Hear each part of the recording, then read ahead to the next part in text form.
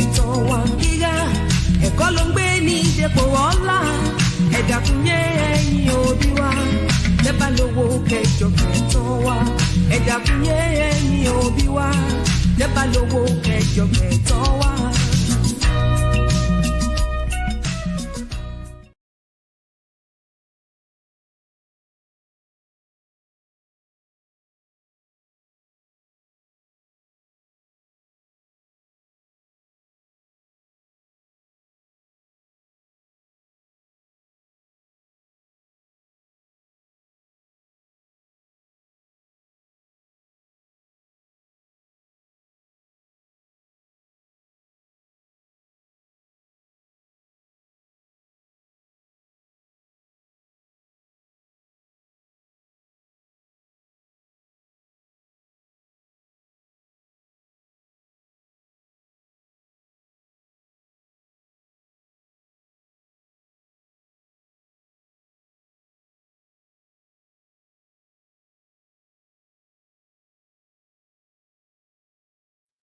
Okay, I'm back. I'm having some connection issues, I think, which is odd.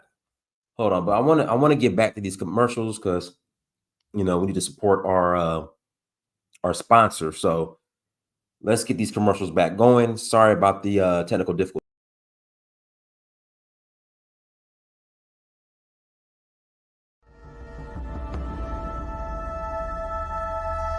At the Okoli Law Group, we specialize in producing justice.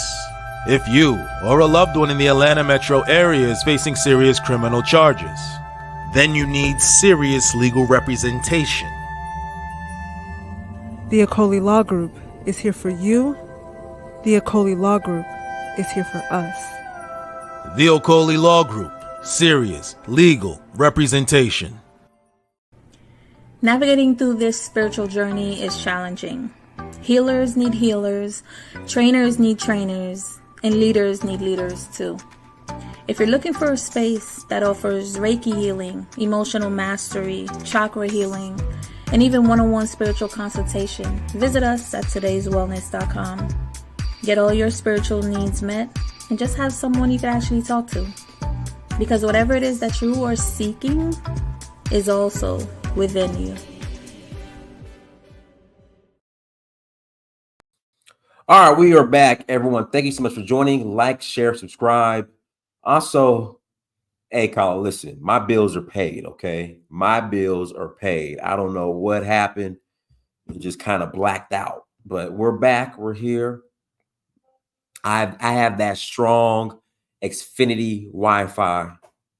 Again, I have that strong Xfinity Wi-Fi, okay? No Obama phones, no Obama Wi-Fi. We got that strong Xfinity Wi-Fi. So everyone, thank you so much for joining. Like, share, subscribe. Please hit that like button. I will greatly appreciate it. Y'all are awesome. You guys are awesome. And I appreciate everyone who's going to partake in this conversation tonight. In about 30 minutes, I'll put the link in the chat room again. In around 30 minutes, I will put the link in the chat room and you guys will be able to call in and add to the conversation. Disclaimer, I enjoy diverse mindsets. I enjoy and appreciate diversity in thought. We don't have to agree on everything. Let's respect each other. But hey, if you disagree with me, if you have a differing opinion, you are more than welcome to call in and add to the conversation. But before we get started, we have a couple of announcements. Announcement number one, we are rolling. Oh, the video has been updated. The video has been updated. We are rolling to Benin for the Voodoo Festival. Again, we are rolling to Benin for the Voodoo Festival. That's January 3rd through 12th. January 3rd through 12th, we are rolling to Benin Republic for the Voodoo Festival. If you're interested in joining us, please visit donfo.africa. Again, please visit donfo.africa. We will love to have you again. We are rolling to Benin for the Voodoo Festival, January 3rd through 12th. And once again, we will love to see you in Benin and would love for you to be a part of our experience. Again, please visit donfo.africa. We're gonna do Sierra Leone. So I need to add the dates for Senegal for the Jazz Festival. So we're doing a Jazz Festival. That's going to be, I think that's June 1st through the 12th. I've already announced that. But we're going to probably do Sierra Leone in April, no matter what. So as far as the citizenship ceremony or the citizenship swearing in, how it's going to operate in the future, I still don't know yet.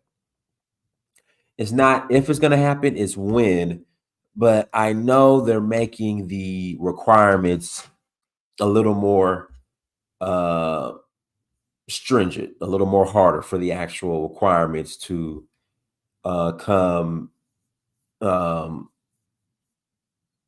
get your citizenship or get your passport. So I know that's happening. It's just I don't know when yet. They haven't announced it. So, but with that being said, next April we're going to be going to Sierra Leone, no matter what. So if you're interested in joining us in Sierra Leone, I'll formally announce that here in the next week or so. Well, not week or so, by the end of this week. By Friday, I'll formally announce it, but we are definitely going to go back to Sierra Leone in April. Then we have Senegal again for the Jazz Festival, and that's going to be in June. And then as far as and then of course Nigeria next August. And we're doing Nigeria. Listen, we're headed to Nigeria in about 3 weeks. We'll be in Nigeria in about 3 weeks for the Oshun Festival. Yes. Yeah, so that's coming soon. So looking forward to that. Can't wait for that. You know, I love Nigeria. Nigeria is my favorite country on the continent overall. And then, I love Senegal. I love Sierra Leone. Those are my top 3. But Nigeria overall, I love the country of Nigeria. Absolutely love it. And I'm looking forward to being 10 toes on the ground again in about roughly 3 weeks. So we leave August 3rd. I got one more spot. If somebody wants to come to Nigeria with us in about 3 weeks, you're more than welcome to hit me up. Go to donfo.africa. We will love to have you. So I got a spot. I can squeeze somebody in. So if you want to come and roll, come and roll. But again, please visit donfo.africa to learn more. And then also we're going to Zanzibar on September 22nd through October 1st for a little safari blue. So just imagine white sand beaches, blue water, good food. We're gonna have an awesome time. Of course, I'm going to Oshun State.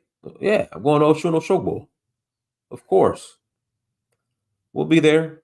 We will definitely be in the house. So let's jump into today's topic. And I've been reading this book. This is a very good book. I actually, there's a lot of dope authors. And there's a lot of dope authors who are coming. I'm going to get into it. This book right here, this is a very good book. This is called Build, Innovate, and Grow by Kingsley Makalu. It's a very good book. And there's a lot of dope. There's a bookstore in Lagos. There's 2 that I found. There's one at ShopRite, Mr. Ife Oluwa. SJO, thank you so much. Thank you so much. There's a lot of dope bookstore. I found 2 very dope bookstores. And if you guys know, I've been to Elisha. The waterfall. Elisha is where the waterfall is, right? So I've been to Elisha. I've been to the waterfall. Elisha is a very ancient, historic city in Oshun. So when you read this book right here, which I need to get more into this book, the history of the Yorubas. You know, they speak of Elisha as far as the different sects of the Yoruba.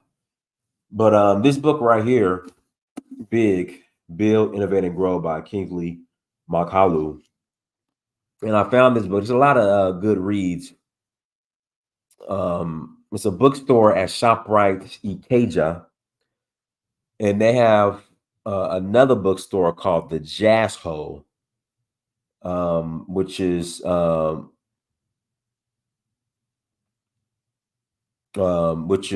in Victoria Island. So they're both related.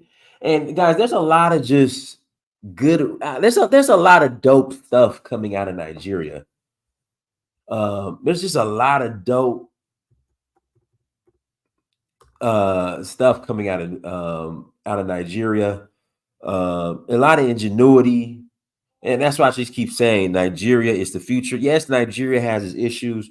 Nigeria isn't perfect, but there's just a ton of ingenuity, a ton of just a lot of scholars and great thinkers who are coming out of Nigeria. So I found this read right here, and I was reading it yesterday. Let me go to the actual page.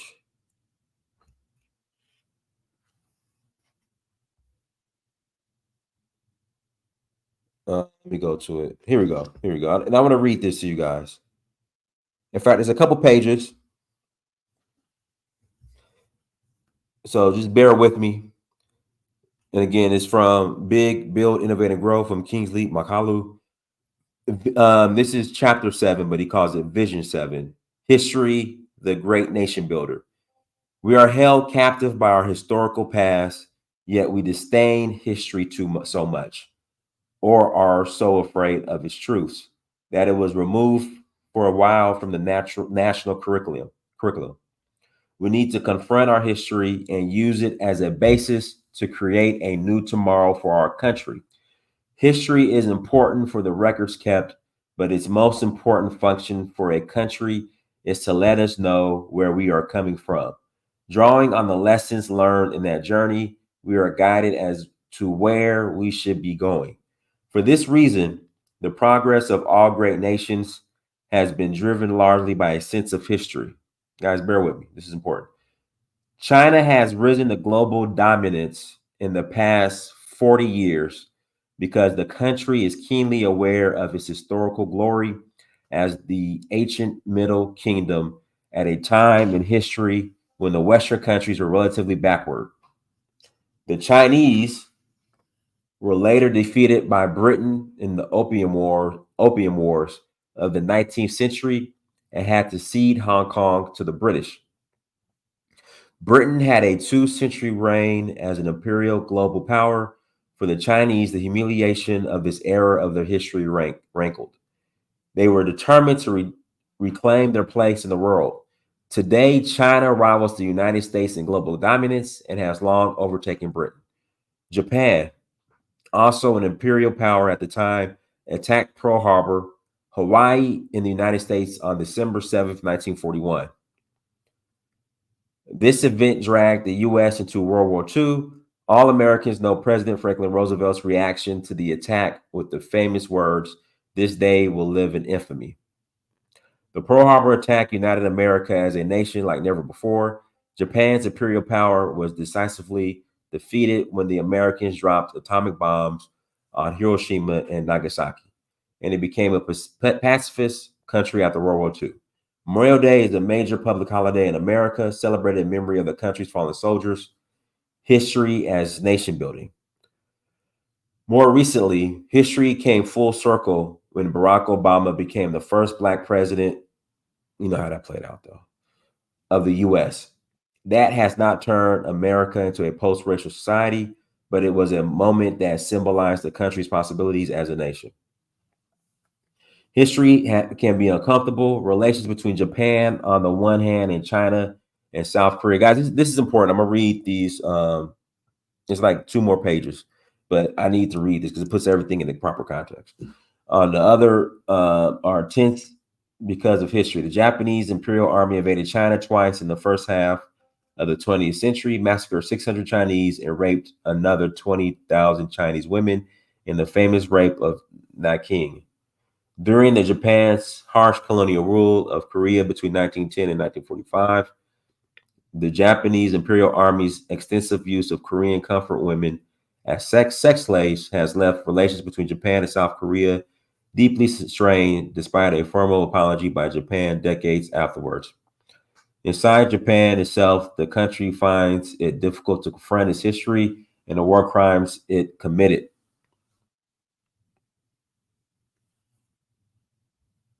Why my video looks bad? Hold on, why my video? Hold on. Why my video looks bad?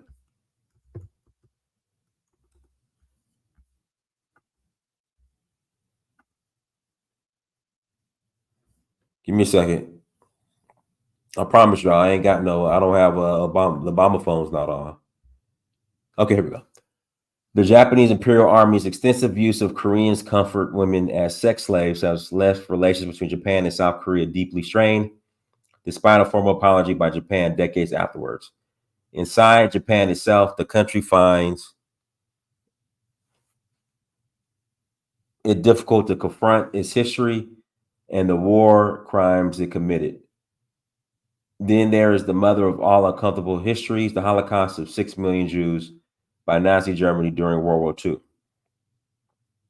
Back home in Nigeria, we are yet to come to terms with our history. The consequence of this is that Nigerians are hoodwinked with narrow and incomplete interpretations of history in the service of vested interest that keeps us divided as a people, prevents us from building a united nation, and keeps incompetent politicians in power. The four most important points in our national history in this context are the amalgamation of the Northern and Southern protectorates in 1914, the 1951 regional elections in Ibadan in the Western region, the January 1966 coup d'etat, and the Nigerian Civil War of 1967 through 1970. These four events and their consequences have held us captive and prevented us from moving forward because they have been interpreted in ways that have weakened national unity and influenced the selection of subsequent leaders in our country at the nation level. The nation building responses to these events, from my own perspective, should be as follows. Yes, the amalgamation was done for the economic interests of the British colonial masters, but this does not mean that Nigeria cannot successfully become a nation if we choose to keep moving forward. There we go. I'm going to repeat that. The nation building responses to these events, from my own perspective, should be as follows.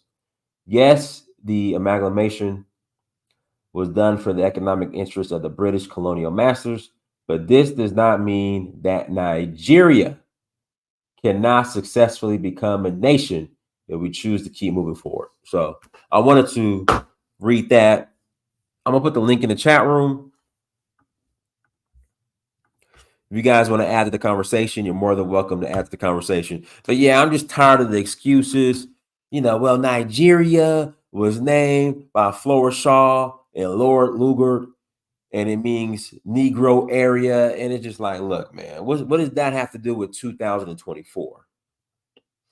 What does that have to do with 2024? We can still be successful. We can still move forward. But we use every excuse on why we cannot be successful in 2024. Guys, links in the chat room. Let me know how you feel. Like, you agree with the author? You don't agree with the author? But link is in the chat room. Also, if you guys don't know, Sleepy Joe Biden has came down with COVID. And he's losing support like crazy.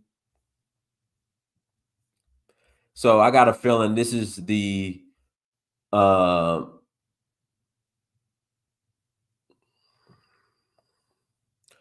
Nigeria's probably never going to change his name. So we got to move on. All right. Nigeria is probably never going to change his name. So we got to move past that. Okay.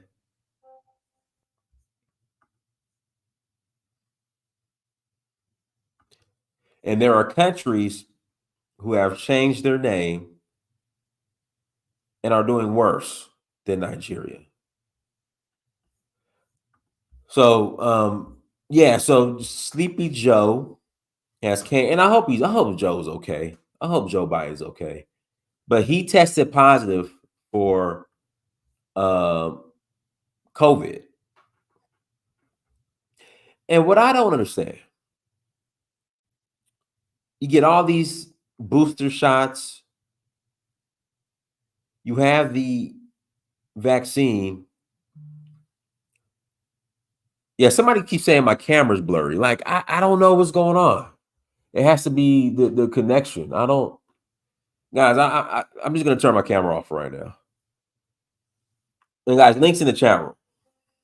I don't know why it's blurry. And somebody said the video's lagging behind. Yeah, I don't. Yeah, that's weird.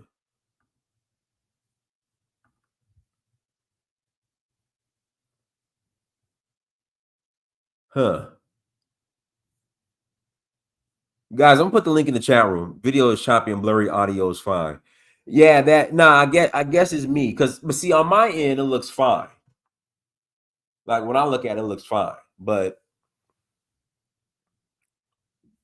I don't know about no solar flares. I don't know. But yeah, you take all these shots, all these boosters, and you still come down with COVID. And I wonder how this is gonna affect the race. It doesn't help. You know, his own party, the majority of the people in his own party wants him to step down, but no was like he ain't going nowhere. Jagoon, go ahead. Good day, Dennis. How are you? I'm good. How are you? You're good, man. You're looking well. Very interesting in terms of should Nigeria change its name and should it be the same? I must say, over the years of me reading on Nigeria and understanding more and more, I came to that full stop many moons ago that Nigeria should change its name. It is their name called the area of niggers. It is. That is what it was meant. Having said that, like yourself, I think maybe you've moved on quicker than I did. It took me some time, but apart from Nigeria sounding quite exotic in itself, when you just read the name out to yourself, when you put it in mind, it has an exotic flavor.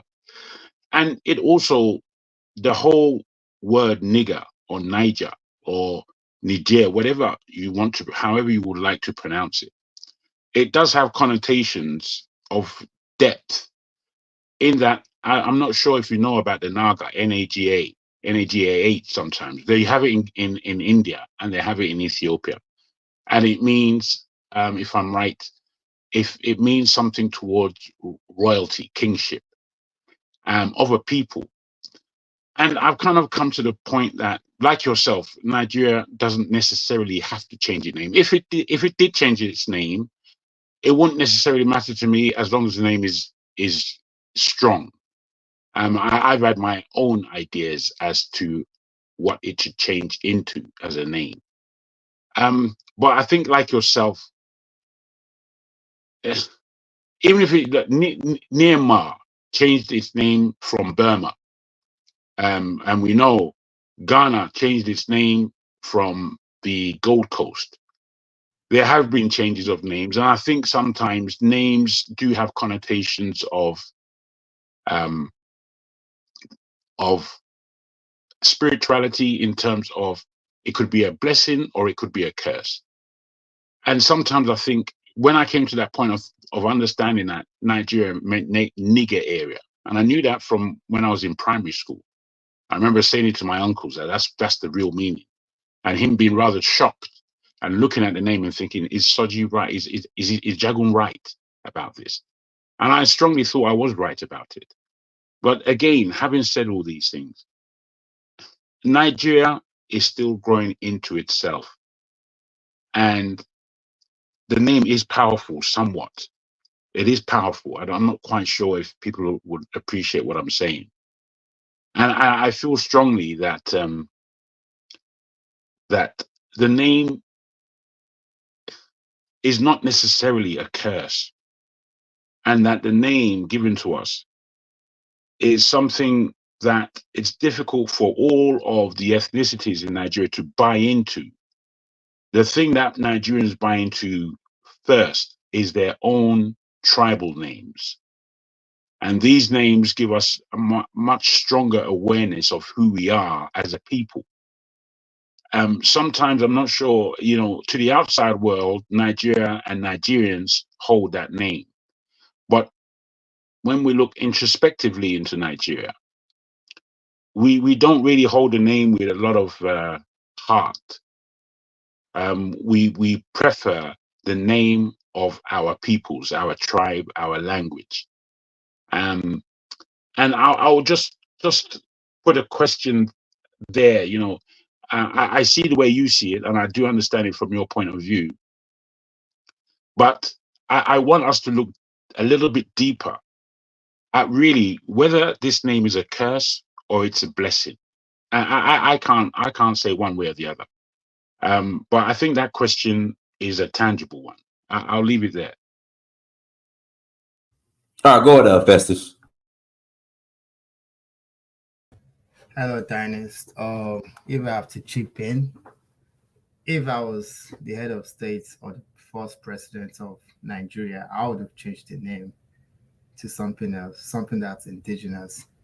I would also do away with the English language as being the official language. I would probably choose a minority language, so Hausa or Igbo or Yoruba are not fighting each other because one language is being dominant over the other one. Is the name a curse? I won't necessarily say it's a curse because many other things are a curse in Nigeria, and that's the corrupt politicians and the neo-colonialists and the puppet masters and whatnot. So I think those are like the curse of Nigeria, not specifically the name. However, I just feel like if we want to like forge ahead with our own nation, we have to do things ourselves, our own way. And we need to like completely do against what the colonialists have actually left behind. If you look at China, I did hear some of the things that you were reading in that book. But if you go to like China's history, the period where they were colonized, picked apart by the British Empire, they called that the centuries of humiliation.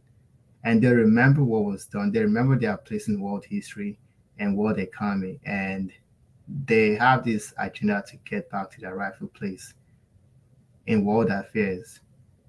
And I like that because these are folks that are conscious of who they are. But Nigeria never really got that because the accident of history of being cut short by the Europeans to create something for them as opposed to for us.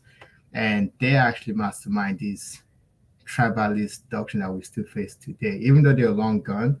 But we can't undo the fact that they made East and West against each other. And then they put the North on top of the South and all that. So those legacies of colonization is still there. So if I have to be the one to decide, should we change the name? I would change the name. I might even say we're not going to pick English as our official language. I mean, Kenya, Tanzania, official language is Swahili. They speak English, but in school, the language they choose to speak to themselves is Swahili. It's African. So we cannot be Europeans or Americans. We need to start being Africans. So that's where I'm going to stop at. All right, go ahead, Bubby. Oh, my people, how are you doing? Oh, we're doing Um, great. you know, the truth is that we need, Brother Jago, how are you, man? Long time. We need to Very good, sir. really look at the education of our children, the school system, the narrative as a whole. I talk to my folks in Nigeria every day, and they absolutely have no idea where they fit in the geopolitical, social situation in this world. They do not understand how important they are in the future of our people and our race. And they have no understanding of their own history, their own culture, and how it all works together. So it's much more deeper than the name. We have to really, we need a leader that is a visionary, that is a true Pan Africanist to set the tone for the country. Because without that leadership, basically what wins in Nigeria is wealth. If you're extremely wealthy, you have the ears of the masses. It's a copycat country. So whatever the reigning guy is doing is what everybody wants to do. Whatever the in thing is to do is what everybody wants to do. Whatever the best way of making money is the same way everybody's going to make money. It is the most copycat, annoying country you've ever been into. But so in order to change that, we need a leader that's strong enough, that's bold enough to put out that message, and hopefully these copycat folks follow. But we're completely lost. And that's where I'll rest at. All right, go ahead, Jagu. Yeah, guys, thanks. I want to ask. I mean, I've got my own special names. Some of them long thought of. But what would you change the name to? And do you think that you'll get agreement upon that name? Guys who said that they would like to change the name. Well, I said, in my own opinion, if I had the power to, I would. I mean, Ghana was something else, Gold Coast. Burkina Faso was something else, Upper Volta. Even Zimbabwe was called Rhodesia. They all changed their name to what they wanted to. And I think Julius Nyerere was the one who said they would choose an indigenous language as what they will be speaking in Tanzania, which is Swahili. So there's nothing wrong in if people decide they want to absolutely nothing wrong. Absolutely nothing wrong. I don't disagree. But where I do have connotations is, excuse me, where I have some connotations, not with you, but with just the idea within Nigeria of language, name, and all these things that may have come to us through the influence of the West. You see, Singapore, the reason why Singapore has flown is obviously because of the great leader they had in Lee Jong Kui. I think I've mispronounced his name. Lee Kuan Yew. Thank you. And his whole idea, I was repeating this, was set upon three things. He said, number one, we're going to speak the English language. And they all pushed back. They said, why don't we speak the language of our oppressors? He said, the world works in English. All works in English. The more proficient we are in English, the more we are able to negotiate for ourselves. And you see the depth of that argument. I don't think we're having. We're just very emotional. Yeah. Really, about the fact that we largely speak English. And when looking at Nigeria, I completely agree with what you Let say. me just land. I was just about to point out, like, that's one of the best things that Nigeria has had in our colonial history. That's one of the I best believe so. I believe so as well. But let me just land. Speaking English is one of the best things that ever. Can I be heard?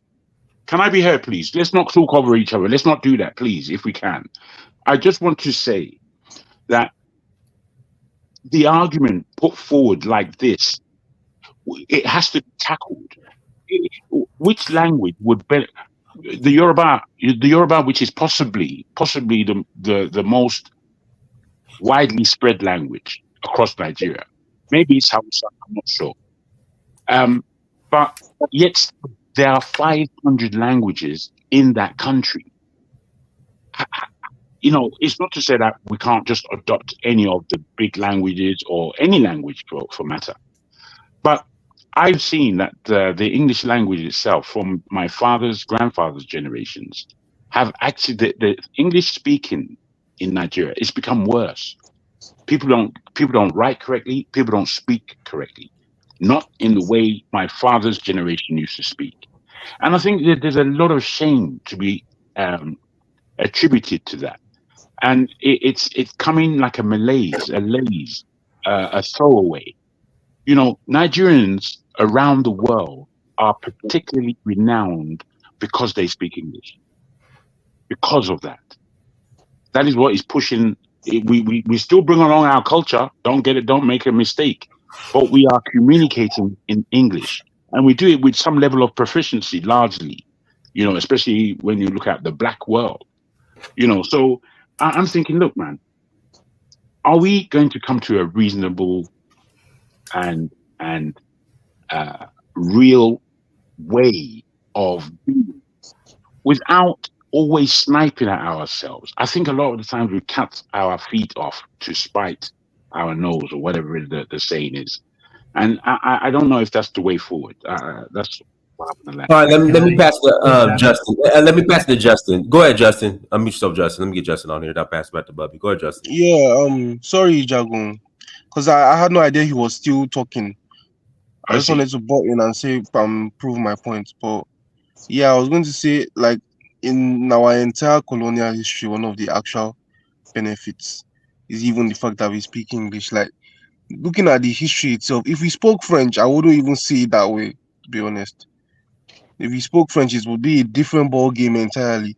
But you see, the fact that we speak English, this is its own special language on its own. If I watched this statistic where they said that like as an English speaking non-Muslim African, you have 50% higher chance of becoming a successful person in general at anything than those who are from the French speaking, more Islamic world in Africa. That is a huge big deal, because it basically means if you're from Mali, Burkina Faso, somewhere like that, you are just, I don't know where you migrate to, but like you're just less likely to be a successful individual. Just the fact that you speak English opens so many doors for you. Absolutely. I mean, when you think about it, there would be no Wole Soyinka if he didn't speak English. So can I chip in? Mm-hmm. So Sure. We speak English in Nigeria, right? But it hasn't taken us anywhere. And I'm not saying we should completely eradicate the English language, because when you see European countries, they are doing well economically, but they all have their own languages: Russia, German, French, Dutch, everything. You go to Asia, Japan, Korean, they speak their own language, and we use their product. And if you go to these countries, they speak English. They use that to communicate, but they've gone back to their culture and to their language. They didn't abandon Thank that. you. Even if you look at China, Did they you? had Can I ask you a English quick? there. Can I just put this to you? Hold on, hold on. I just putting this to you, sir. To you directly. Just to say. Well, faster. Jagu, let him finish. Then you can Sure. put it Let me towards him. finish. Yeah. Yes. I'm Sure. not completely disagreeing with you, because if you have an educated masses, they have to learn English. But the language that we use to communicate within ourselves should be one language. If you look at Philippines, they were colonized by the years, but they speak Tagalog. The Malaysians, they speak Malayan. India, they speak Hindu. So we shouldn't eradicate our culture because we want to be more white. Like, come on, we gotta like stick to our roots. I don't think that's the case. I don't think it's because we want to be more white. I think it's just the history. There was no Nigeria before the British No came. one is saying we shouldn't speak English. No, listen, hear me. Hear what I'm putting to you. There was no Nigeria before the British came. Yet there was Japan. There were all the nations that you mentioned. They were already pronounced before the British came. The Philippines were given a name from King Philip of Spain. Yes, that's where they get their name from. But they don't really. Some of them speak Spanish, but most of them don't. Now, we in Nigeria we've kept all of our languages. It's not to say that we've lost them. We haven't lost anything. It's just that we have English as a vernacular that allows us all to communicate within that country of 500 different spoken languages. I mean, we've got to get off this emotional thing that we're doing the white man's bidding or something like that. I understand that we have been influenced by them. Don't get me wrong. I understand that there are some people that are correct. Ajebota, Omo. I understand. However, let's look at the complications of 500 languages. Choose one. Let's be serious. Okay. Can I chime in? Yeah. Go ahead, Bubby. Then I pass it to Elvis. Right. Thank you, brothers. So the problem I have with this conversation is that we have a still colonial subject mindset, right? We do not look we're not looking ourselves to as future leaders of anything. We're still living our lives as a former colony of the British Empire. And it seems like we're extremely comfortable with that reality. I mean, think of Israel. They all are very fluent in English, but they don't take it as a badge of honor that they speak English. That is a language that they have to use to do what they have to do. But they have a national identity. And Nigeria needs to create its own national identity. Nigeria was defined and created out of someone else's desire for what they wanted it to be.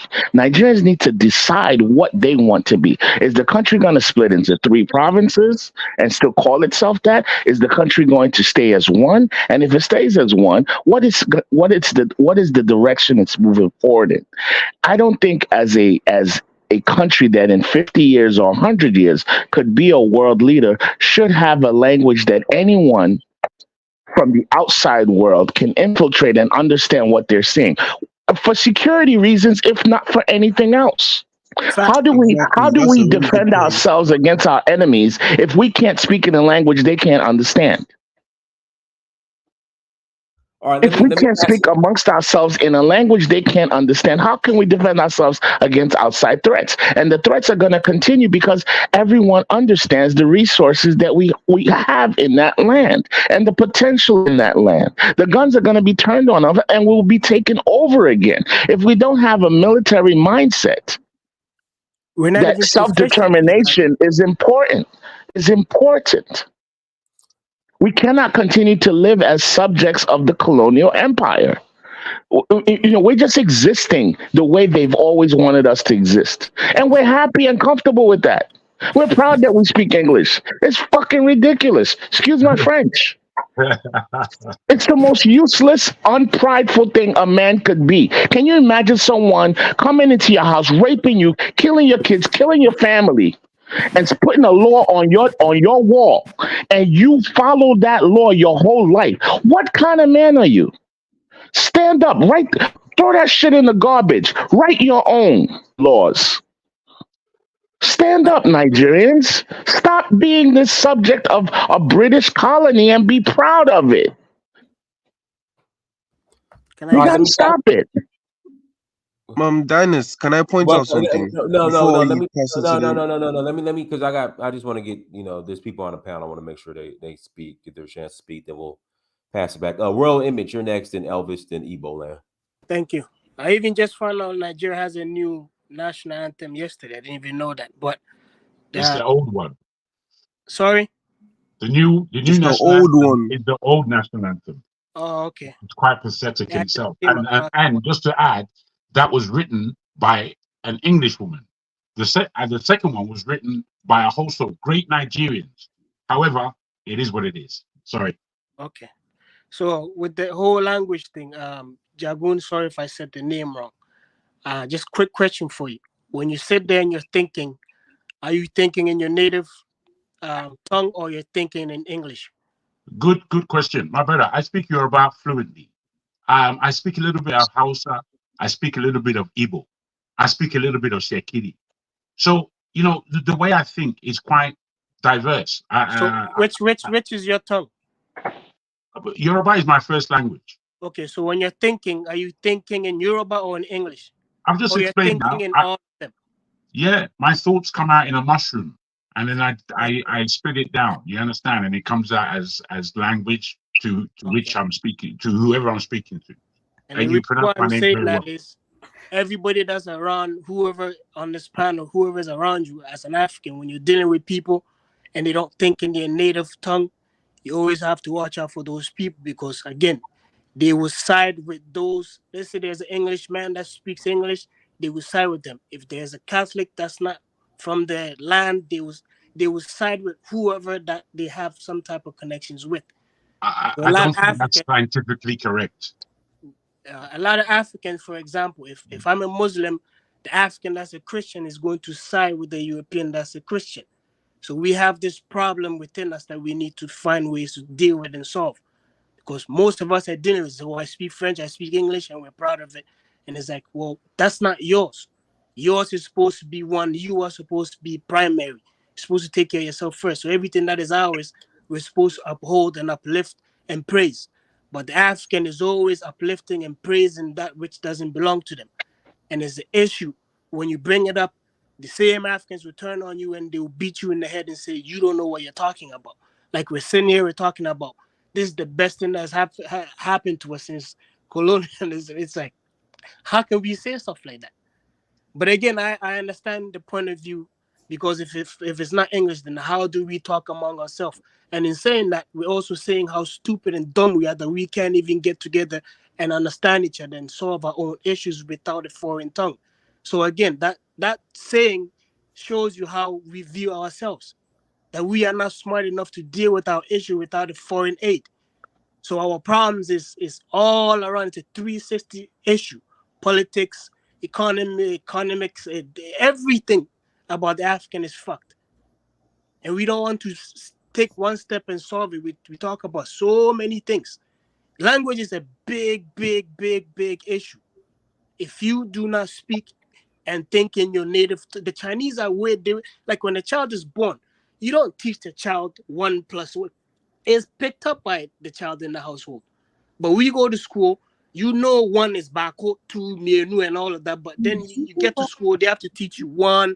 So you're always behind. You're always slow. The African is slow because we have to put down what we have and learn and pick up somebody else's and understand it. We have to be good at it. And then we laugh at each other because we don't speak it well. We're teasing each other with it. And it's like, it's not even ours. All right, let me pass it to El. Go ahead, Elvis. All right, thank you, Donis. I hope you're all doing well. Look, let me say this.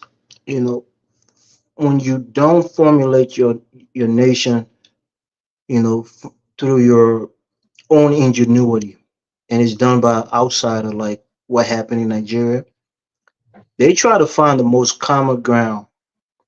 And what does all of the tribes in Nigeria has in common? They have the same skin tone. They're black. So it's the land of the blacks. Now, if you want to be more, purposeful, what do you guys have in common besides your skin color?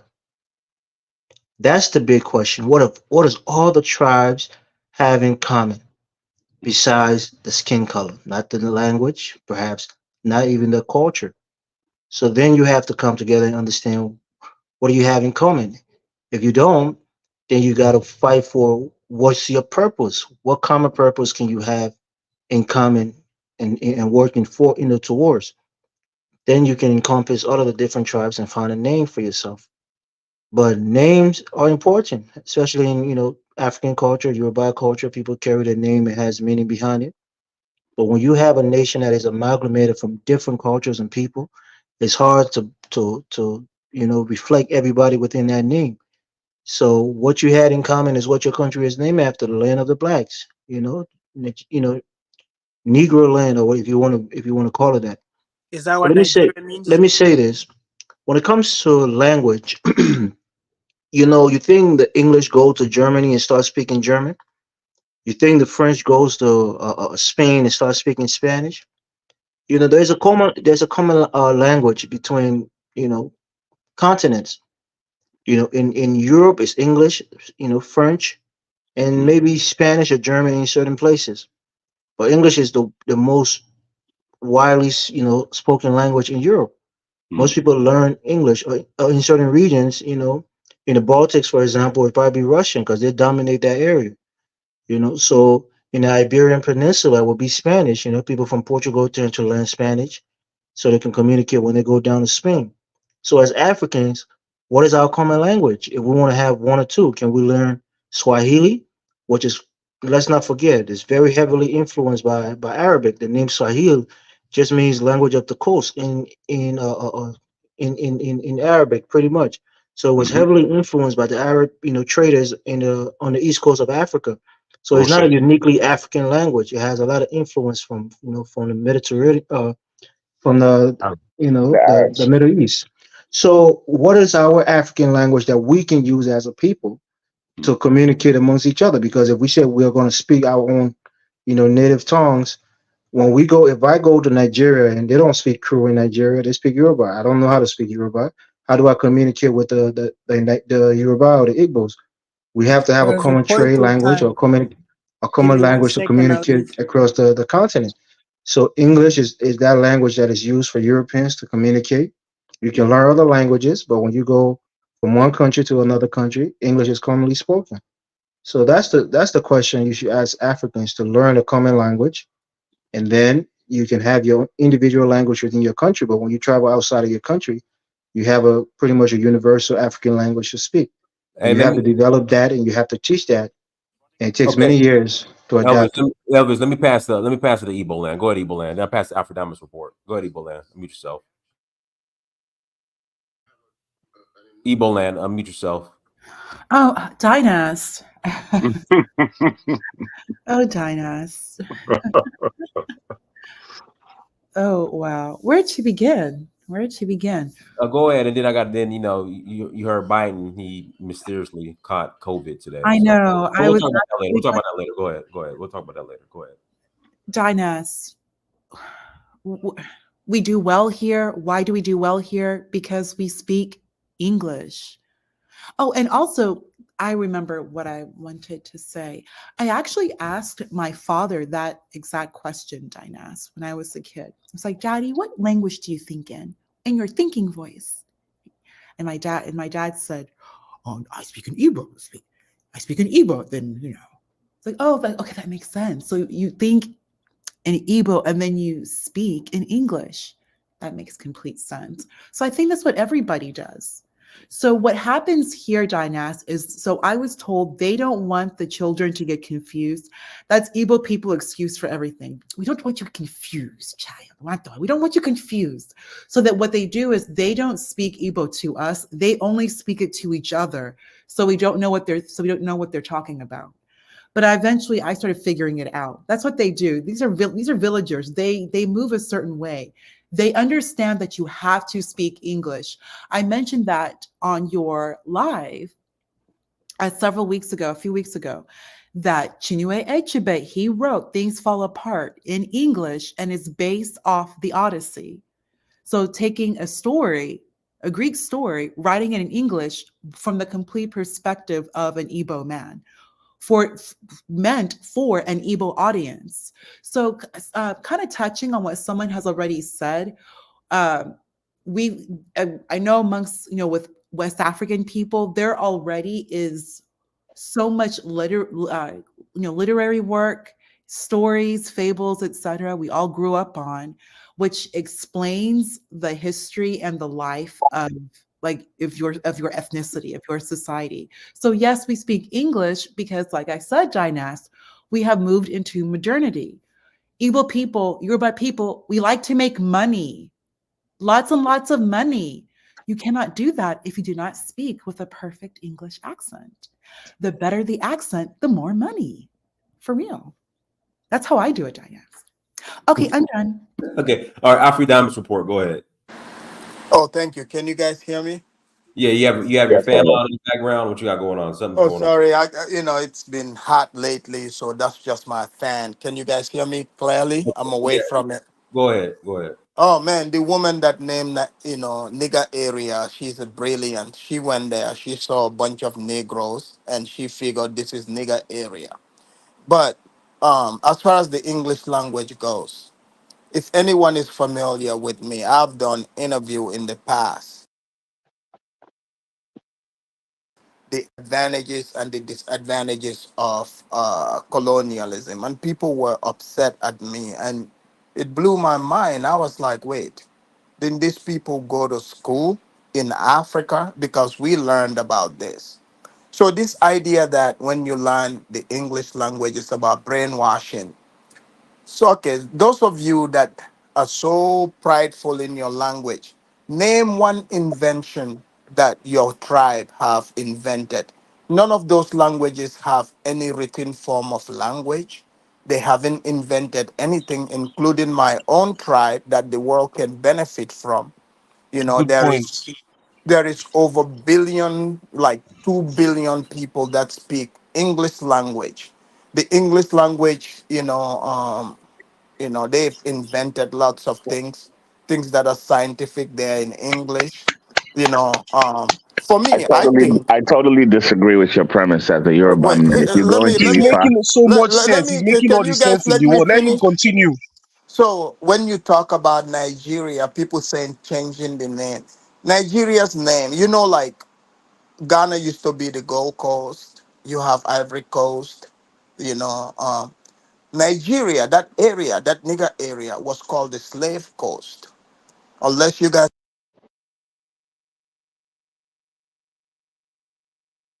name as the Slave Coast, unless you want to go back to that.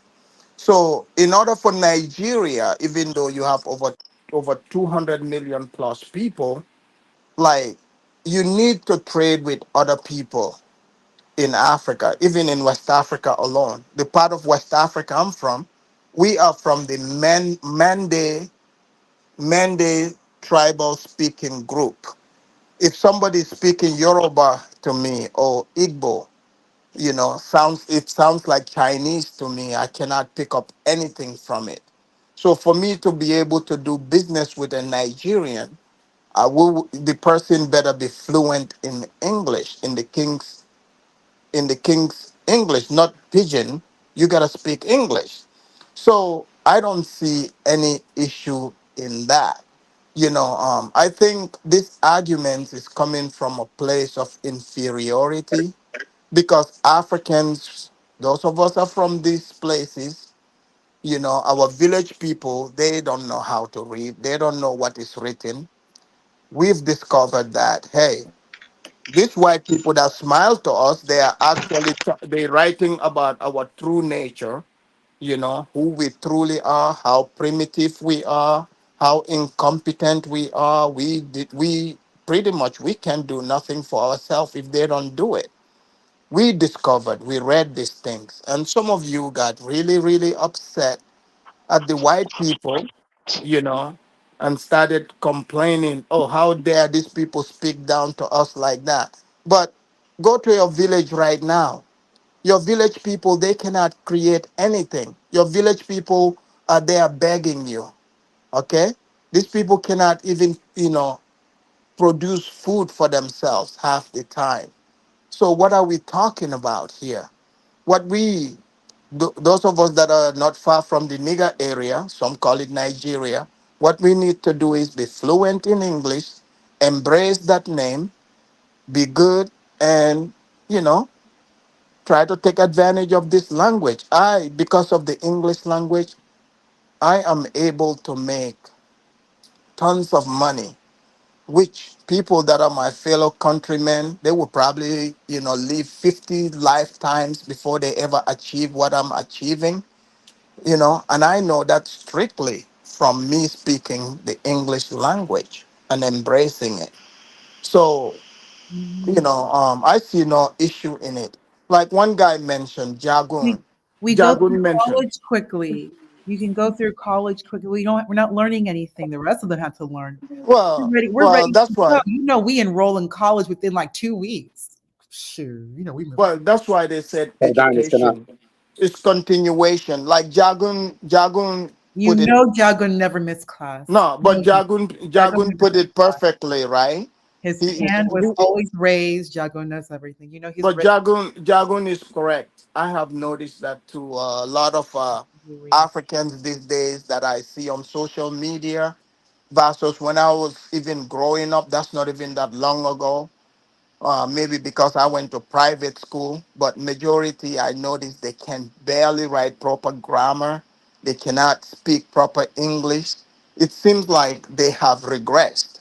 Back in the days, you would see somebody come from the village to the city to go to school, they would, perfect the English language. But it looks like Africa is regressing. So, changing the name from nigger area to the slave coast, I don't see any benefit in this. What we need in the nigger area is to get those northerners out of being primitive, and let them realize, look, now we are a nation. There's no need for all this, 7th century ideologies being imposed, on the people here. Usman Damfodio is normal, so his ideology needs to be buried with him. This is the message that needs to be sent instead of Okay. Let me pass it to Bubby. Then I'm gonna pass it to Jade and Skywalker. Go ahead, Bub. Bubby there. Okay, let me pass it to John. Yeah, I forgot you were there. Yahoo Connor, John, go ahead. Yo, peace to y'all. Peace to you, Donis. Peace to Peace. everyone on the panel. Mm-hmm. This I brother know. right here, this brother that was just talking last, I'm not sure who that was. That was Afrodamus report. Yeah. This brother was telling the whole complete truth, and it was sad, but it was true, Yeah, and it was facts. funny at the same time. Where it was like me coming from America. I told you I'm Gullah Geechee descendant, but I grew up here in the DC, Maryland region, and it's very profound because exactly what he said. If you go back to home, to the hood, or if you go out to for my people, like if they go out to the islands, down in South Carolina, the people they're not as advanced as us that grew up in the city. So it's like the same kind of retrospective idea that when you go back to the village, it be people there that are kind of primitive and not as well educated, just depends on the scenario and the circumstance. So I found that very, very entertaining, but truthful and straight point on. So to the topic that you have here, how Nigeria was named by Flora Shaw, and we need to get over it. From my experience traveling there, living there for a month, and then seeing the different groups and tribes of people, I've met people that told me like there are places in Nigeria I can go to and I can't understand the language at all. Like I can't understand anything. So it's very interesting to understand the history of Nigeria and how it has so many tribes. That's why we call it the King of Africa. Has so many tribes, so many ethnicities, so many different groups of people. Has over 525 languages. So I do believe that, one day, hopefully, the tribes that are supposed to be in their corrected areas will get there. But I don't think that'll happen in our time unless the youth gives pressure to the elders and the chiefs to establish the borders that they had before. But then that would it may cause like warfare and all types of things. So, me coming from the West, looking from the outside in, the brother that was talking about the people back in the village, how they need assistance, and the topic of the story tonight, the name Nigeria, I mean, for the borders that were originally there to come back, I think it would be like it's something kind of far off, but the idea of it is like, there's original borders that only the elders know. So I just wanted to drop in and say that and leave my piece right there. All right, let me pass it to Jay. Go ahead, Jay. Hey, what's up, y'all? Yeah, I'm just gonna come at this. This is a quick point. I'm just gonna come at this from a Pan-Africanist angle. And yeah, just over the years, thinking about this, like, you need language. For me, it's like you need a language that all countries can communicate and understand each other. Again, I'm coming at this strictly from a Pan-Africanist perspective. If you can't communicate with each other, you can't innovate, you can't cooperate, right? So how is the continent going to advance if you have people administering the southern region that can't properly understand the western region? So if that's English, if that's an African language, so be it. I'm not sure if those in the West would be willing to speak Swahili. It's a completely different group of Swahili comes from a different ethnic group, right? Like you guys don't speak Swahili natively in the West, I don't think. So Could, is that someone in the chat suggested potentially each region of the continent having or adopting the dominant language there? I'm not sure if anyone is there like a dominant language in the West that you guys would see In the could West, be equivalent? in the West, it's all about Nigeria. What I mean by that is that we are the biggest number. Hausa, Yoruba, and Igbo are the three biggest groups in terms of numbers in the whole of West Africa. So it would have to be of these languages, of one of these languages, if there's anything. But Swahili, really, I know what people have said in the comment section, but largely it was a Arabic proposed communique, and it spread. And there's more Arabic in it than anything African. I don't care what anybody says. They're talking nonsense. If you know that language, you know that there's much more Arabic in it in terms of its grammar than African. So, what are we going to do? We're going to adopt an English one for a foreign one again. Nonsense. I don't agree with Swahili as a language. That's not the language of those people. That's not the language. That was a language put together again by slave traders. You understand? The Arab slave traders. They did that. Yeah, and there's a lot of slave words inside it that give reference to Negroes. So, can I chime in? I ain't got a chance to. So who's that? Skywalker? Yeah, go ahead, Skywalker.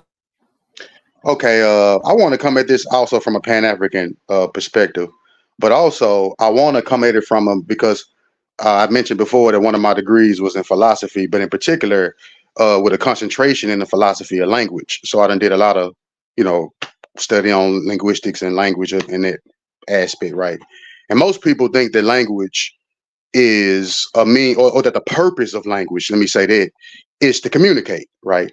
But really, that's really not the purpose of language, right? I mean, that's a major component of language. I mean, it's something else that we do with language, and it's a big part of what we do with language. But the purpose of language is control. In particular, control of one's thoughts, right? Somebody in here mentioned thinking in Igbo, and exactly, right? I mean, that's the purpose of language, is to think. It makes thinking more convenient and more easier. And that said, understanding, if we take my premise that the purpose of language is control, let's just take that as true, right? That means that when someone invades you, right? Let's say like when someone invades a continent, that means that the invasion is not complete because the physical invasion is complete. The people who have conquered the invaders, they now have to invade the consciousness or the mind of the subjects of which they've conquered. And the way that is done is by injecting their language into the consciousness of that person and prohibiting them from speaking their own language. A good example of this is like if I was to go to China, right, where they speak Mandarin. And so say I went to some rural area of China where they speak Mandarin and have never, confronted English, never heard English before in their life, right? And I walked up to him speaking English, and I told the Chinese man, "Hey man, that dude over there hates you," or "Hey man, it's cool for other men to sleep with other men," or something like that, right? You know what I'm saying? The Mandarin person would look at me like I'm crazy, right? Why? Because his mind is actually protected in a way, right? His mind is protected by not understanding me. In order for me to encourage you or to persuade you to do anything, to control you to do anything, I have to understand you, right? So the first rule to conquering somebody is to make the subjects understand them.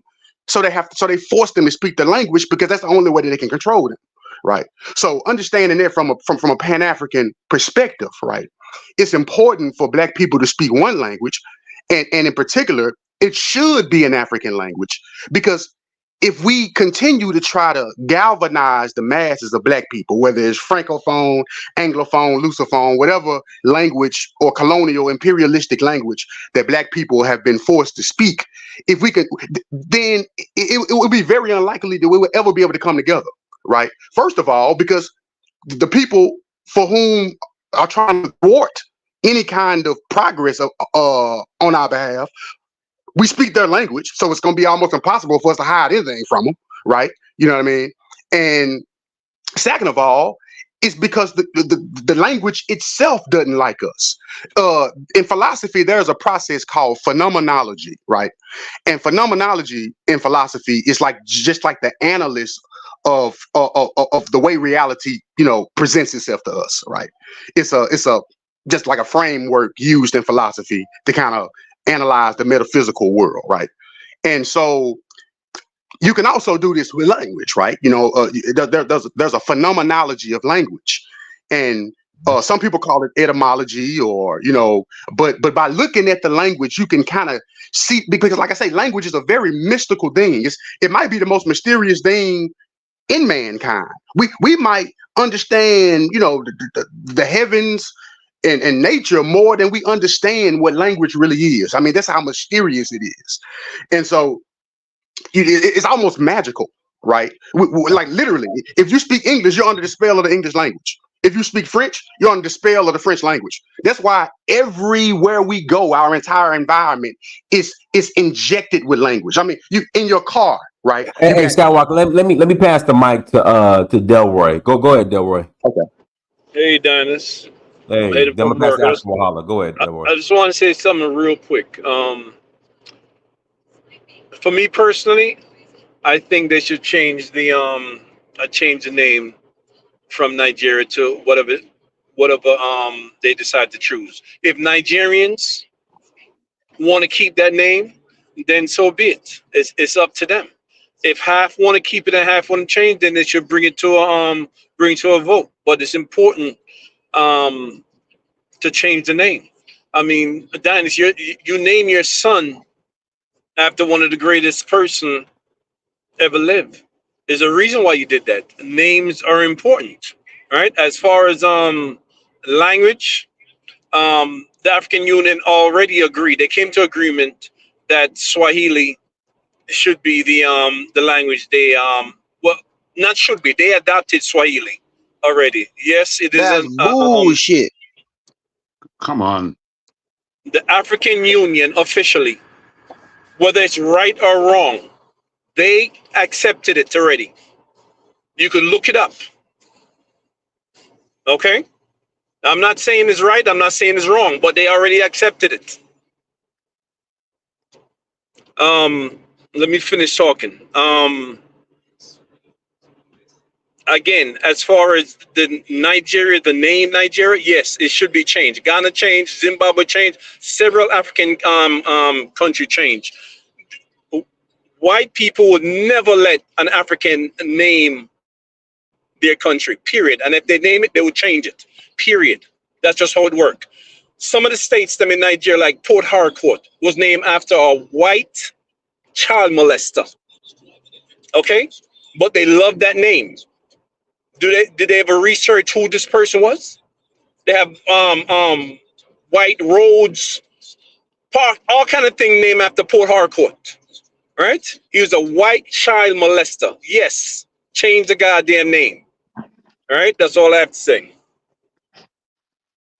Let me pass the African Wahala. Dennis, Go can I ahead. say something real quick? Well, let me pass the I was African going to Wahala say first, then that. I'll pass it to you, then I'll pass it to Okay. Go ahead, African Wahala. Yeah, thanks. I agree. Nigeria's name should be changed because the name represents nothing. It means nothing. Like this guy they just. I mean, they invaded a new land. Hey, African Wahala, you got a lot of background noise.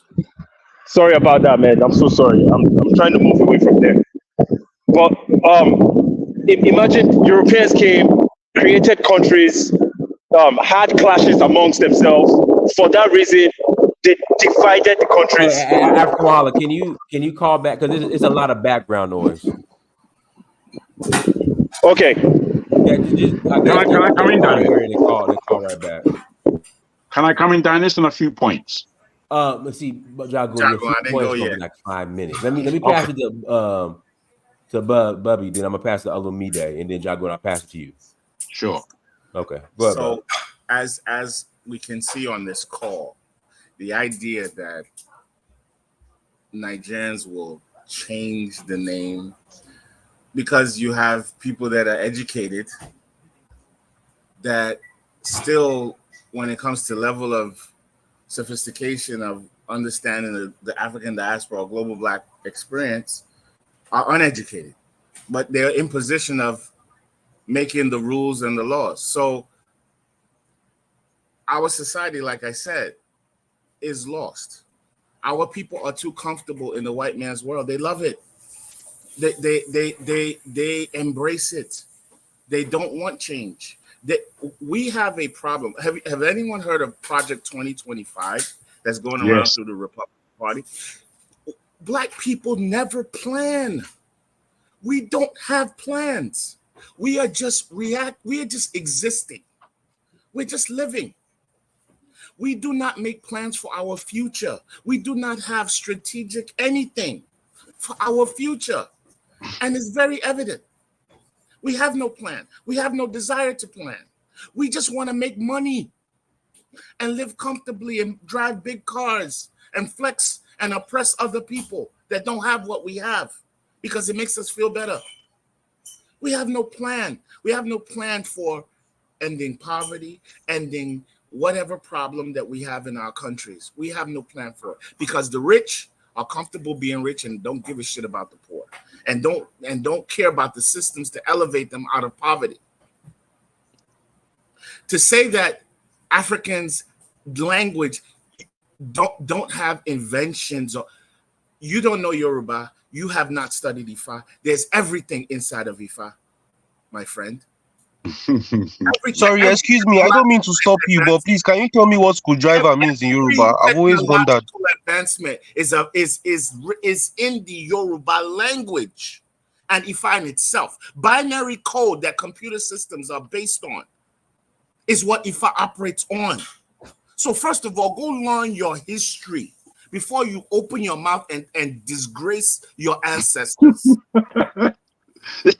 You're actually disgracing yourself by lack of knowledge. Not your ancestors you're disgracing. It's yourself for you to say that. And that's the problem with us. We're too comfortable shitting on each other because of lack of knowledge, because of Christianity, because of Islam.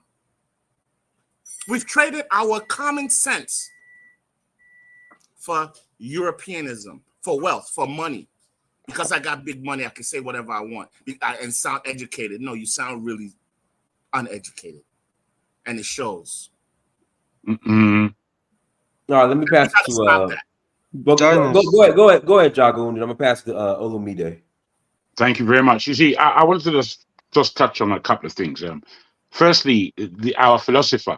I understand philosophy very well myself. Well, very well. I studied PPE, so I have some notion on philosophy. And you're very right about what you said. But when it comes to the phenomena that you speak about in language, it's very, very real. But you see, when you think, you don't necessarily think in language. You know that. You're not. When you think, what I studied in philosophy, when you think, you don't necessarily think in language. What happens, again, quite mystically, spiritually, is that there is like a cloud, like a mushroom is how I explained it before, that develops. And through that development, you now are able to pull from that development of thought into articulating language.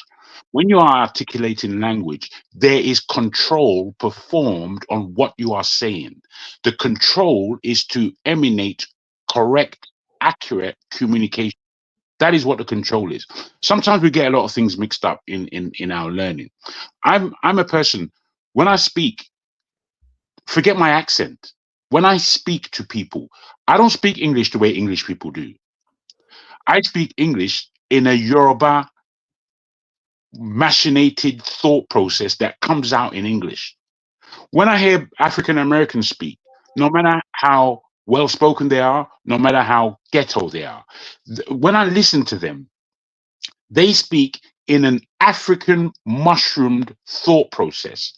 They don't think in English. They don't think necessarily like an English person, necessarily.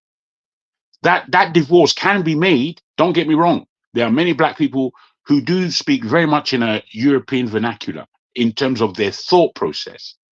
But if we're honest to ourselves and we listen to how people speak when they are speaking English. Somebody who speaks Spanish, when they're speaking English, they are putting words in a Spanish format. And I hear it all the time because I speak more than one language.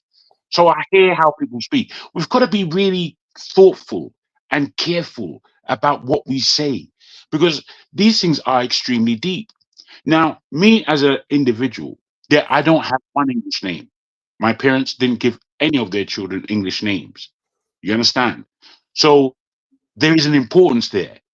A lot of the time when I was growing up in the UK, people were taking the piss out of my name all day long. You know, I was even thinking I changed my name in my own mind, but I didn't ever do that. And as I grew, my name became more and more special to me. Now, when you bring this to the Nigerian context, I think it is anybody can see that we have to understand what the name Nigeria means. And if it means the Niger area, then I will say that it's a spell. But if it's deeper than that, and this word nigger that appears severally around the world with a completely different connotation, then we have to look at, is this the Nagas? Because there's not one African country of prominence that doesn't depict the color black. Sudan means black soil. Egypt means black soil. You understand? Black people. Ethiopia means burnt black face. All these are black connotations. Now, Nigeria basically means the same. Kemet, Wait, not Egypt. Kemet. both of them, my brother. Both of them. No, Oh, don't disturb me too much. no. Don't disturb me too much. I've got to finish. Now, Yeah, I will go on. and you got 30 seconds, Shagun. I got to pass the Very Olumide. good, very good, very good. I will go on to say the person who spoke about there's no European country that's been named by an African. I'll put this to you. Do you know that the word Europe is actually a black woman and that's where the name comes from? Do you know that? You don't know how deep you have to look before you come with the answer. I thank you. All right, go ahead, Olumide. Then I'm gonna pass Olumide. Then I'm gonna pass it to Chrissy. Yeah, I agree with the last speaker. I mean, what we're talking about a lot of things, but we're not understanding the even Africa is not even an African name. Africa comes from a European. It was created by Europeans. So I think what we're doing right now, I'm not going to talk too much, but I think what we're doing is we're giving ideas. We don't have to have the answer right now, but the fact that we're talking about this, I think is really good. Someone was talking about Nigeria. I mean, even Yoruba is not even cultural to Yoruba. Nobody knows what Yoruba means. It wasn't a name that we came up with. It was a name that was given to us by somebody else. So this is a lot of things that we have to think about, and how do we go forward? I'm definitely inclined to hear all of the ideas people have had. I don't like when people start to insult each other. It's not good. It's not constructive. I like to kind of look at I kind of think of the glass half full. And we're all trying to find a better way for the continent of what's known as Africa. That's all I have to say. Thank you. Let me pass it to Olumide, Chrissy. Well, let me can pass I it to Chrissy. come on, No, I Dynast? got. Chrissy's be ready. Let me pass. Go ahead and mute yourself, Chrissy. Yes, hi everyone. I just kind of caught the conversation in the middle, but I know you're talking about Nigeria and the name. The title, Get Over It. No, I think that's our problem. I think we, as a people, we have been quote unquote getting over it for a very long time. And when I look at the result of our getting over it, we're spiritually, mentally, physically, psychologically in chaos as a people. And our outcomes show chaos. And I think that we're at a point where we need something very radical to really to kind of like unpack all of this chaos. There's a saying that I think about, and I feel like it's really started for me to settle as a description of the Black world, and it's a Jamaican saying. Normally, there would be, let's say, a person who acts crazy, but you look at them, they're clean, their clothes look good, they smell good, they might speak well, and you wouldn't necessarily think that they're mentally off when you speak to them, but they're mad. Well, we would say mad. We would say a mad person in clean clothes, right? And so I've really come to the realization that as Black people, all of us, none of us are exempt. Some are on higher levels than others, but we are mad people in clean clothes. And our education shows it, our relationship shows it, our economics show it, our health show it, our spirituality shows it. We are mad people in clean clothes. And we are so wound up in everything that is not us, we don't even know where to start. And every time we try to reach out and try this thing or try that thing, it's not working. And I think that is largely because we refuse to really, I don't know if we refuse, I don't know if it's fear or lack of knowledge or just understanding that's what we need to do. Really go back to the root of who we are as a people and really be very radical about stripping ourselves of Europeanness in every shape and form. There is a reason why Europeans made a very conscious, detailed effort to Europeanize everything at every level and in every way. You know, they went around the world renaming animals, renaming planets, you know, in the Caribbean and the America, making sure people couldn't speak their language, making sure they couldn't drum, just things that seem very petty and trivial. They focus their energies on it to really make sure that they are going to produce a people who were so confused, so lost that they would not be able to really kind of break free and be who they were before. So I think when it comes to like the naming of Nigeria, that's an example that we do. If that is not a name that is an African name, we have to rid ourselves of it. Until we really start to rid ourselves of these things, we're always going to be having these conversations and always getting nowhere. Because naming is powerful, right? So my name obviously is of European extraction. My husband is West African. His name is of European extraction, at least his first name. And one thing he said was when we had children, he said, no English names. My children have African names through and through. Because naming, there's a power in naming. And we really have to, on a psychological level, rid ourselves of this cloak. It's a spiritual thing. It's not even physical anymore. It's spiritual. To rid ourselves. You can't get over what we have been through. We can't compare ourselves to other people. There's no other people on the planet who have the experience that we have. The point of the European project was to create a people who basically Frankenstein, right? Europeans were Dr. Jekyll, I think that's what they call him. And we are a Black Frankenstein. We are an experiment as a people. Right? So you do all these things to these people, you strip them, you do all kind of stuff, you create this experiment, and then you see what happens. So we are the what happening.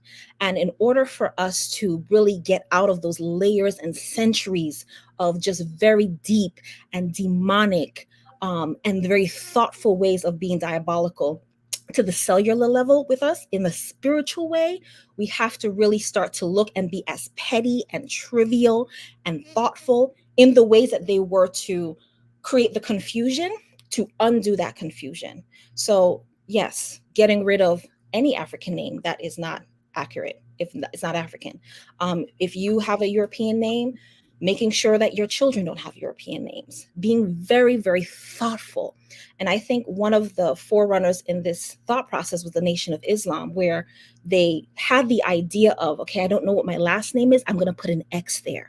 But at least I'm ridding myself of this Europeanness. We can't just get over it. We're not like everybody else. We are mad people in clean clothes. And we have to really realize that and really start to really take a close look at how we think, how we move, and what are our outcomes as a result. Oh, you get a gold star. You get the gold star, Christian, tonight. Gold star. Let me I kind of want to switch gears real quick. Dynasty, wait, can I say something first? Who's that, See, Justin? the thing with before you switch, Pan-Africanism. Well, hold on. Let me Let me pass it to Justin. I'll pass it to you, y'all going on. I'll pass it back to The Igbo, man. problem That's with real Pan quick, y'all. Africanism, and I see this even with the way the Pan African leaders move regarding their policies, even when they do become leaders, and even the way us self-proclaimed Pan Africanists think is that we this our Pan Africanism.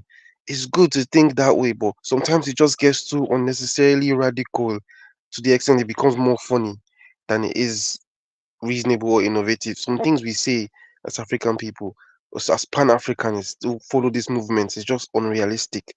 Say, like, when you think about these things, because some things require a lot of thoughts. When you think about these things, someone who left the live stream already said something that really was a good point and nobody else pointed out. There is some kind of security risk to this whole thing. I see it from like, because I like military stuff. I see it from like a militaristic level.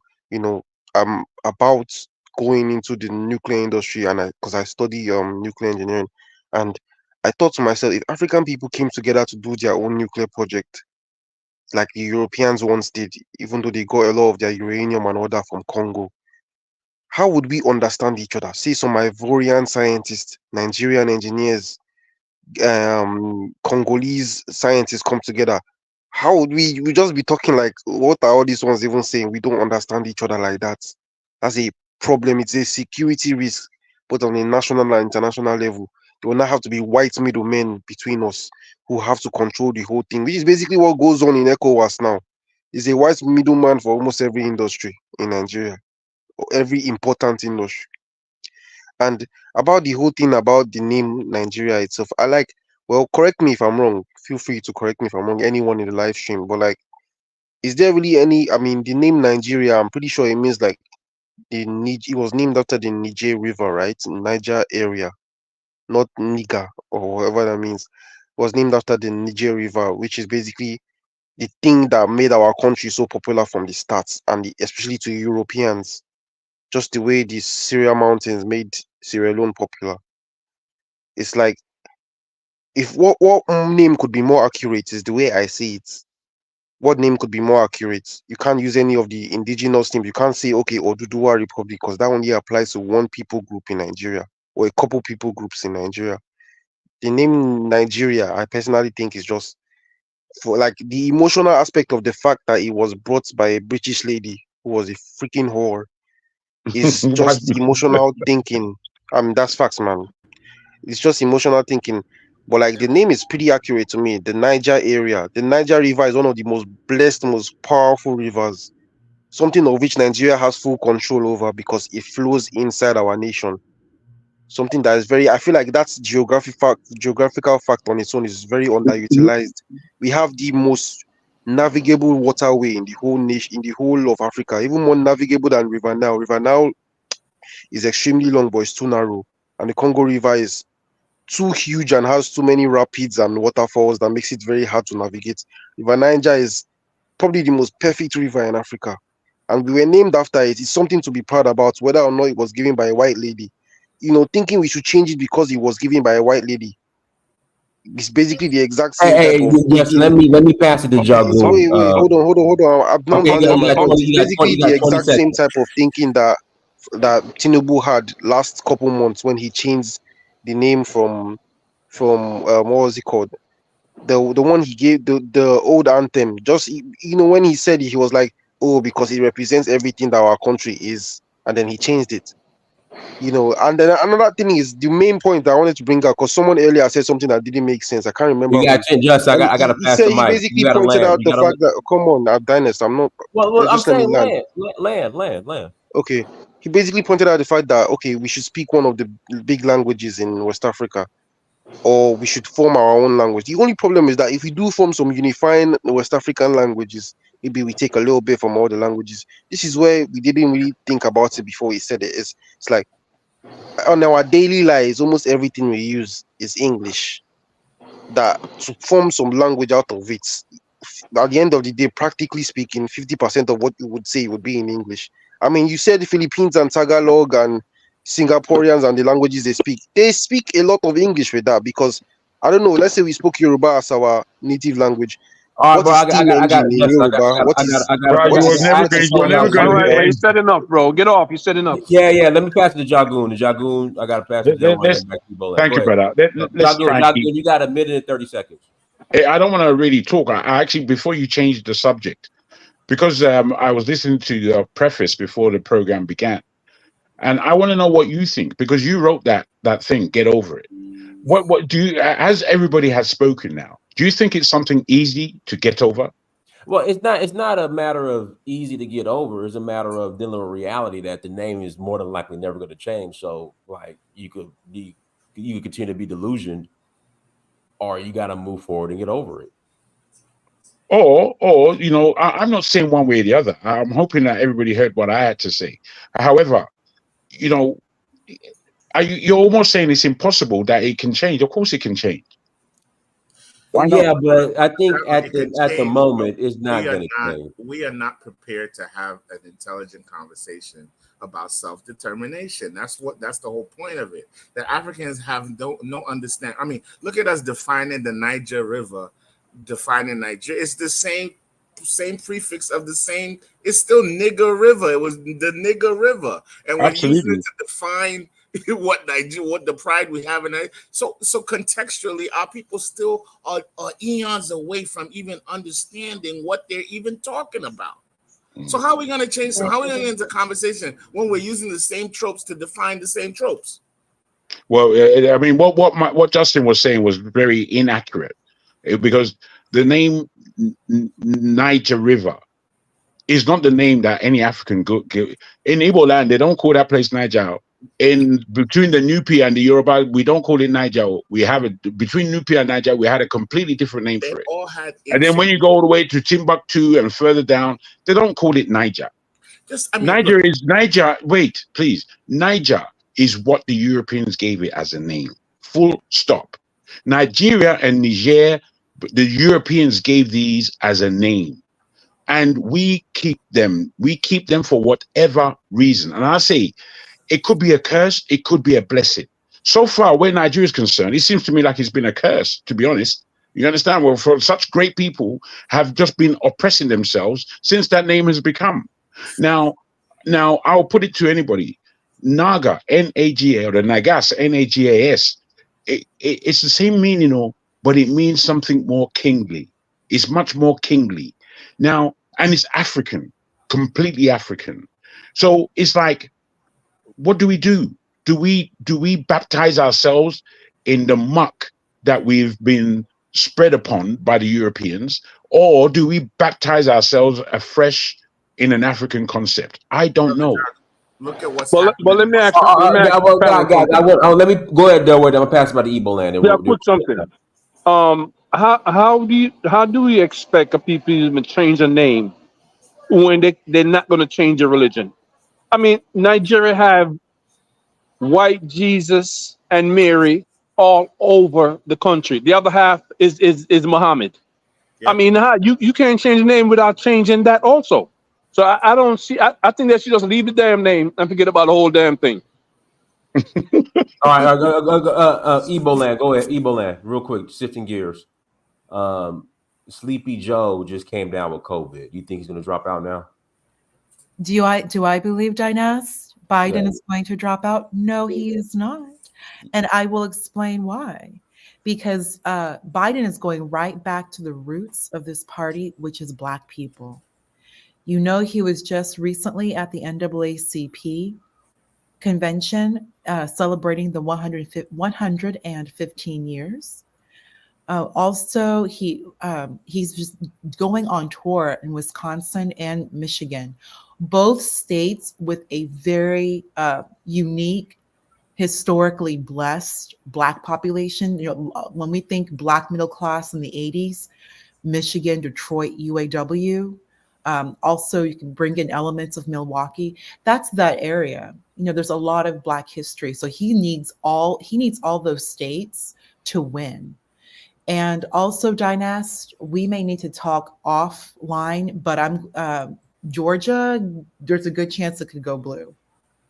Oh, I know wow. you are correct, Dynast, that it's red, You are correct. However, what's been going on with Kemp made where red is red in Georgia is very, very red, but what is blue is very blue and hanging on tight blue. And if you notice who's been traveling, they're keeping, Jasmine Crockett, the young lady from Dallas. That particular area, Dynas, was actually to Eddie Bernice Johnson, another Black American woman, a Black American woman.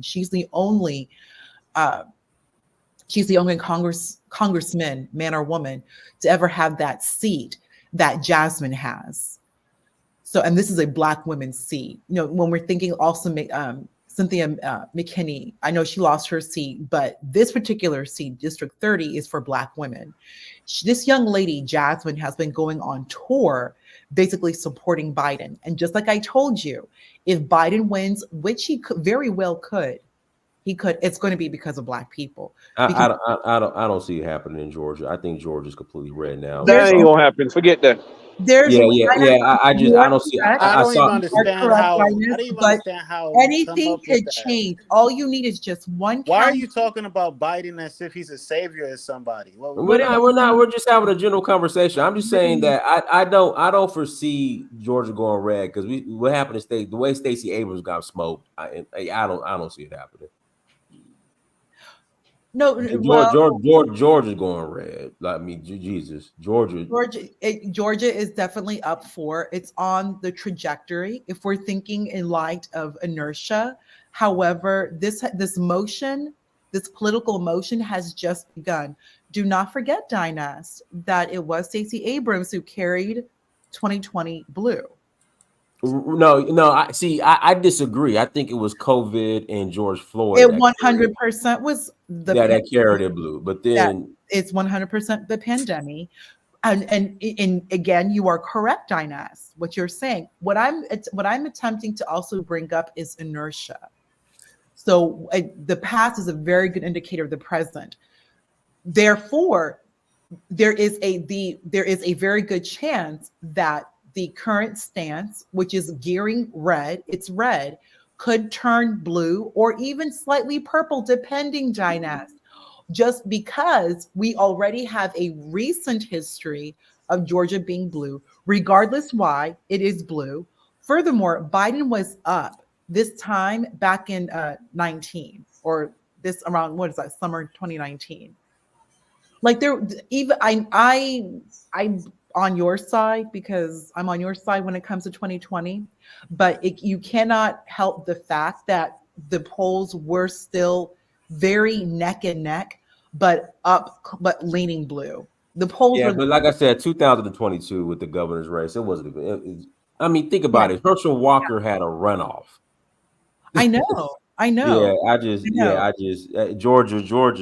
staying red. And it was tight. And that was a very tight race. And also, speaking of Herschel still has $4 million in cash available for him or anyone that he can give to another seat. The RNC asked him to give up the money. Herschel said no. So he's not that dumb, but he's not that dumb. And he's enrolled in Georgia State. So he's clearly bettering himself. And also, a vote for Herschel is a vote for Christian and the removal of Christian's affliction, but I'll keep it there. Hey, everyone. Thank you so much for joining. Like, share, subscribe. Until next time, family. Dynas Mirror, search for Huru. Peace.